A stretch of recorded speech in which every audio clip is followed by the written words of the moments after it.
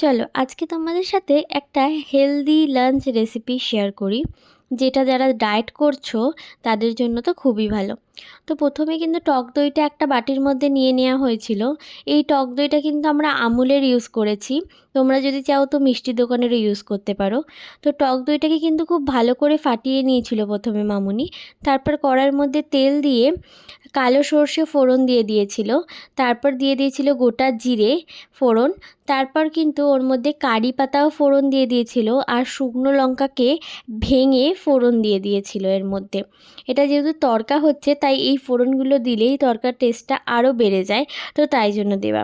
তো তারপর এগুলো দেওয়ার পরে এর মধ্যে কিন্তু পেঁয়াজ দেওয়া হয়েছিল। পেঁয়াজটা কিন্তু খুব ভালো করে আমরা ভাজবো না, একটু সামান্য কিন্তু গোটা গোটা থেকে যাবে, এই রকম অবস্থায় কিন্তু ভাজবো। তারপর কিন্তু তার মধ্যে অ্যাড করে দেওয়া হয়েছিল রসুন, খুব সামান্য রসুন কুচি। আর তারপর কিন্তু এবার মশলাগুলো অ্যাড করা হবে, যেরকম জিরে গুঁড়ো অ্যাড করা হয়েছে, তারপর ধনে গুঁড়ো, লঙ্কা গুঁড়ো অ্যাড করা হয়েছে।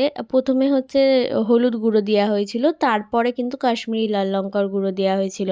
আর পরিমাণ মতো নুন, খুব একটা নুন দিয়ে দিলে কিন্তু দই যেহেতু কিন্তু খারাপ খেতে লাগবে, সামান্য পরিমাণ নুনটা কিন্তু পরে চেক করে আবার দেওয়া হবে। তো এইভাবে কিন্তু এই মশলাটাকে কিন্তু ভালো করে একটুখানি কষিয়ে নিতে হবে, বেশিক্ষণ কষালে হবে না, আর এই মশলার মধ্যে জল দিয়েও কিন্তু কষালে হবে না, তাহলে দইটা দেওয়ার পর কিন্তু ছানা কাটা হয়ে যাবে।